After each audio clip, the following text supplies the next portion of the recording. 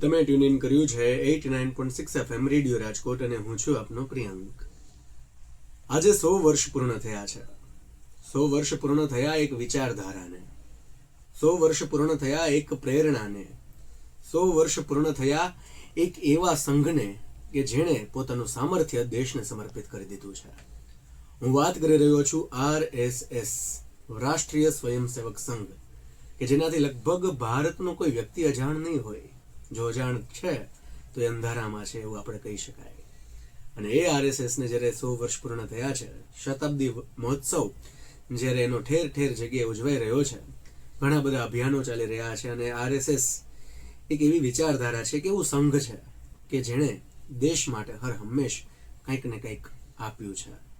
ઘણી બધી શાખાઓ આપણે જાણીએ છીએ એમ કે એની કાર્યરત છે. આજે એ જ સંઘમાંથી એક સ્વયંસેવક, એક શિક્ષક, એક એવું વ્યક્તિત્વ કે જે પોતાના કરતા સમાજનું પહેલા વિચારે છે. આપણી વચ્ચે રાજકોટ મહાનગરના સહકાર્યવાહ ડોક્ટર વિરમશીભાઈ S. સાંબળ આપણી વચ્ચે છે. વિરમભાઈ, આપનો 89.6 FM રેડિયો રાજકોટ વતી આભાર વ્યક્ત કરું છું કે આપે સમય કાઢ્યો અને આપ અહીંયા પધાર્યા. આપનું સ્વાગત છે.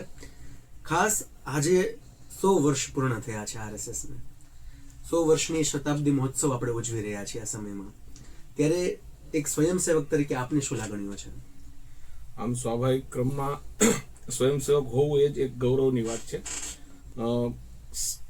આનંદ તો એ વાતનો છે કે જ્યારે સંઘના 100 વર્ષ પૂર્ણ થઈ રહ્યા છે ત્યારે એ વર્ષમાં અમે સ્વયંસેવક તરીકે કામ કરી રહ્યા છે. એટલે એક દરેક સ્વયંસેવક માટે આ અવર્ણનીય કહેવાય એવા પ્રકારનો સમય છે.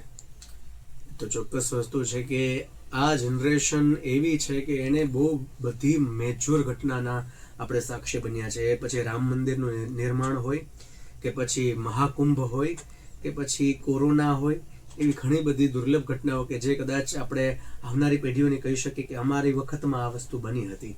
તો એક આ એવી જ મુવમેન્ટ છે કે RSSને 100 વર્ષ પૂર્ણ થયા હતા. આપણી આઝાદીને પણ હમણાં થોડાક જ વર્ષો બાદ 100 વર્ષ પૂરા થશે. તો આપણી આ પેઢી જે છે એ બહુ જ નસીબદાર છે કે આ બધી ઘટનાઓને સાક્ષી બનશે. પણ RSSનું જ્યારે નામ આવે ત્યારે ઘણા બધા વિચારો સાથે આવતા હોય છે, ઘણી બધી મેન્ટાલિટી સાથે આવતી હોય છે. તો RSS તમારા મતે શું છે? તમે કદાચ તમને જો કોઈ કહેવામાં આવે કે તમારા માટે RSS શું, તો તમે એને કઈ રીતે જવાબ આપશો? આમ તો એક જ વાક્યમાં કેવું હોય તો એવું કહી શકાય કે RSS એટલે દેશભક્તિ પૂર્ણ અનુશાસનબદ્ધ નાગરિકોનું નિર્માણ એ RSSની 1 કલાકની શાખામાં થતું હોય છે. આ જ સંઘનું મુખ્ય કામ છે, બાકીના કામ તો પેટા છે. અનુશાસનપૂર્ણ વ્યક્તિઓનું નિર્માણ કરવું, શિસ્તમાં કઈ રીતે રહી શકાય, દેશ હિતને માટે કઈ રીતના કામ કરી શકાય, આ બધા વિચારધારા સાથે આ સંઘ કામ કરી રહ્યો છે. અને હર હંમેશથી ખૂબ જ એક્ટિવલી સમાજના દરેક પહેલુંને કવર કરીને સંઘ સતત કામ કરે છે. હાલ શતાબ્દી મહોત્સવ ચાલી રહ્યો છે ત્યારે ઘર ઘર સંપર્ક અભિયાન એ પણ અત્યારે ચાલે છે. સ્વયંસેવકો ઘરે ઘરે જઈને લોકોને આપણી સાથે જોડે છે, આપણી વાત લોકો સુધી પહોંચાડે છે. પણ આનું વધુ માહિતી આપ ખાસ આપજો. એટલે આમ તો આખા દેશમાં વ્યાપક ઘર સંપર્ક અભિયાન આવું 14 તારીખ એટલે કાલથી શરૂ થયું છે અને 4 જાન્યુઆરી એમ 21 દિવસ ચાલવાનું છે. સવાર સાંજ અનુકૂળ સમયે સ્વયંસેવકો, શુભેચ્છકો, વિવિધ ક્ષેત્રના કાર્યકર્તાઓ અને બહેનો, મહિલા શક્તિઓ આ બધા ટીમ બનાવીને ઓછામાં ઓછી એક ટીમ 3 લોકોની એ સમગ્ર દેશમાં દરેક ઘરનો સંપર્ક કરવાનો છે. એમાં એક પેમ્પલેટ, એક પુસ્તિકા આપશે અને સંઘ શું કામ કરે છે. આમ સંઘ વિશે બધા પરિચિત જ છે, પણ વિશેષ થોડો સંઘનો પરિચય આવે એ લોકોને. અને બીજું, સમાજ જીવનના લોકો પણ પોતાના ઘરે સંઘમાં કદાચ આવે કે ના આવે પણ પોતે પણ દેશ માટે ઘણું બધું કરી શકે છે એવી પંચ પરિવર્તનની થોડી વાતો કરવાનું છે. જેમાં કુટુંબ પ્રબોધન, નાગરિક કર્તવ્ય, સ્વબોધ એટલે કે સ્વદેશી વસ્તુઓ વાપરવાનો આગ્રહ, સામાજિક સમરસતા અને પર્યાવરણ, આ 5 મુદ્દાઓ સાથે ઘરે ઘરે જઈને દરેક સ્વયંસેવક એમની સાથે વાતચીત કરશે. આ અભિયાન એવા પ્રકારનું નથી કે માત્ર એક પત્રિકા પહોંચી ગઈ અને નીકળી જવું નમસ્કાર કરીને, પણ એકદમ એ બધા પરિવારના લોકોને ભેગા કરશે, એમની સાથે 5-10 મિનિટ વાતચીત કરશે.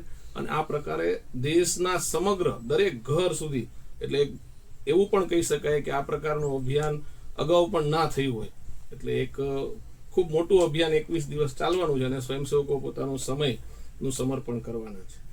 ચોક્કસપણે જ્યારે આવું એક અભિયાન થઈ રહ્યું હોય ત્યારે આપણી એક નાગરિક તરીકેની ફરજ બને છે કોઈ એવો સંઘ કોઈ એવી વિચારધારા જ્યારે આપણા દેશની અંદર કાર્યરત હોય ત્યારે આપણે એમને સહકાર આપીએ.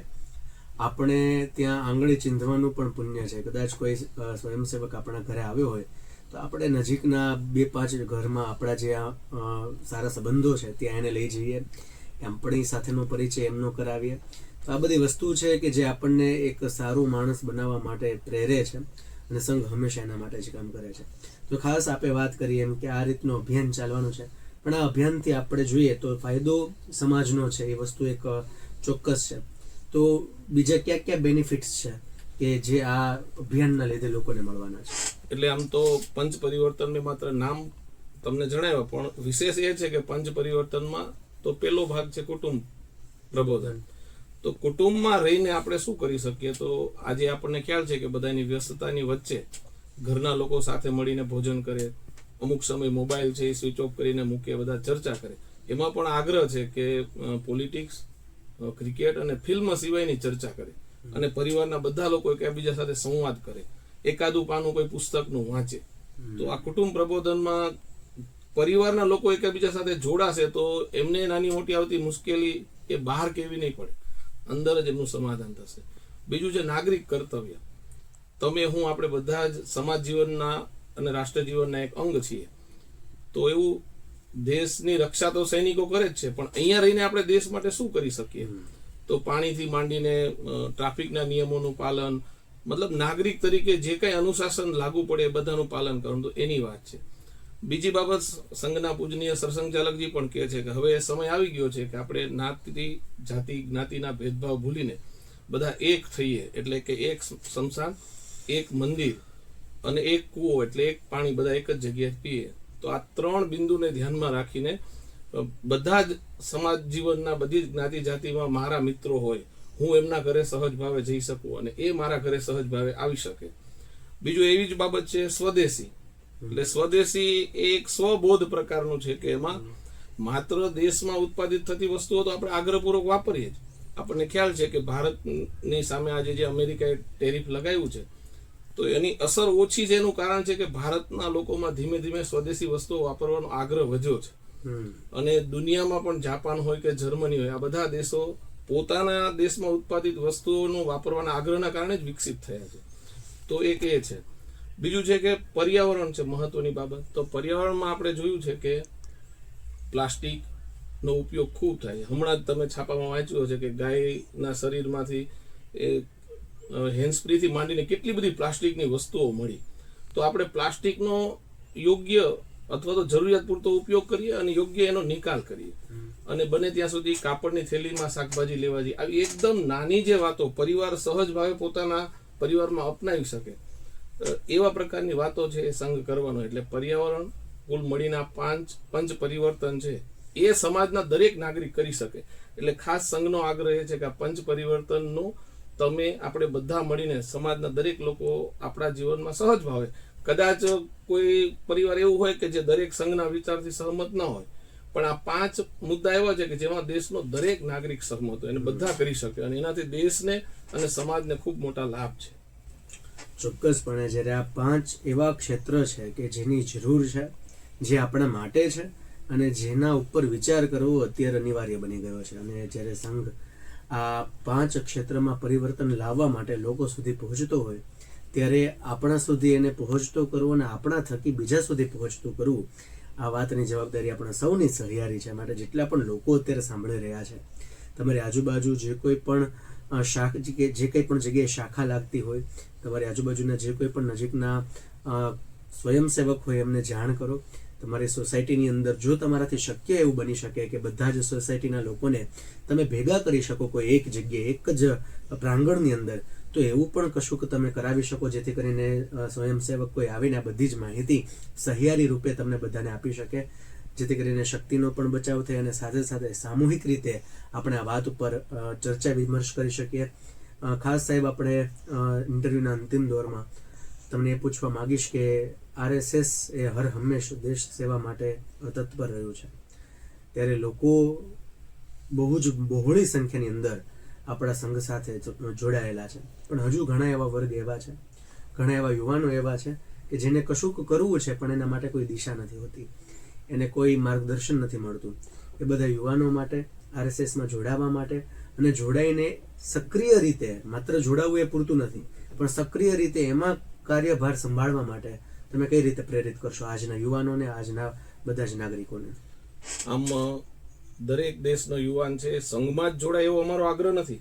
સમાજમાં જે પણ સારા કામો કરીએ છીએ, અથવા તો દરેક યુવાનોને પણ મારી અપીલ છે કે તમને જે ગમતા કામ હોય અથવા તો તમે જેવું કરવા ઈચ્છો છો એવું સંઘ ખૂબ ઘણા બધા સેવાના કામો પણ કરે છે.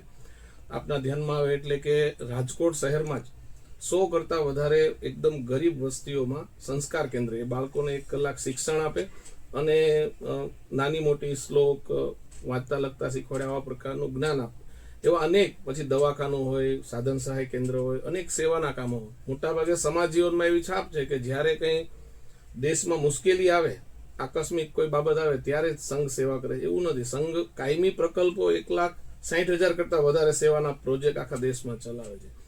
તો જેમાં યુવાનોને રસ છે એવા પ્રકારના સેવા કામો અનેક સંઘ કરે છે. તો સૌ યુવાનોને સંઘના 100 વર્ષ પૂર્ણ થઈ રહ્યા છે ત્યારે બધાને આહવાન છે કે બહારથી, છાપામાંથી જે આપણે સંઘ વિશે જાણીએ છીએ, એકવાર સંઘમાં પ્રત્યક્ષ આવીને અનુભવ કરી જુઓ અને જોડાઓ. આ શતાબ્દી વર્ષના રાષ્ટ્ર જીવનનું જે આ કામ છે, રાષ્ટ્ર નિર્માણની જે આ યાત્રા છે, જે 1925થી નાગપુરથી એક ગંગોત્રી સ્વરૂપે નીકળી છે, તો આ યાત્રામાં જોડાવા બધાને મારી અપીલ છે. અસ્તુ, નમસ્કાર. ચોક્કસપણે જેટલા પણ યુવાનો, જેટલા પણ નાગરિકો સાંભળી રહ્યા છે, આપણી સૌની સહિયારી જવાબદારી છે કે જ્યારે કદાચ આપણે કશું કરી નથી શકતા, પણ જે કરે છે એને પ્રોત્સાહિત કરીએ, એમને સન્માનિત કરીએ, એમને આદર આપીએ. એમના એ સેવા યજ્ઞમાં બીજી કશું જ આહુતિ આપણે આપી ના આપી, પણ આપણા સમયની આહુતિ આપીએ. કશું ક્યાંક કાર્યક્રમ થતો હોય તો ત્યાં હાજરી આપીએ. જે કંઈ પણ થતું હોય એમાં આપણે મદદરૂપ થઈએ, કારણ કે આ આપણો દેશ છે, આ આપણો સંઘ છે, આપણી વિચાર છે, અને આ બધું જ સાથે મળીને કરશું તો જ આગળ વધી શકીશું અને આપણા દેશને ફરીથી વિશ્વગુરુ બનાવી શકીશું.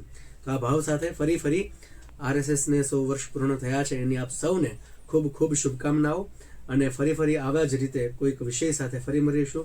આપે આપનો કિંમતી સમય કાઢ્યો, અમારા રેડિયોમાં આવીને આપે આ બધી જ વાત મૂકી, આ અભિયાનની વાત અમારા વચ્ચે મૂકી, લોકોને જાગૃત કર્યા, એમને આહ્વાન કર્યું, અપીલ કરી, અને આ બધી જ બાબત માટે 89.6 FM રેડિયો રાજકોટ વતી હું આપનો આભાર વ્યક્ત કરું છું. સાહેબ નમસ્કાર, જય હિન્દ, જય ભારત.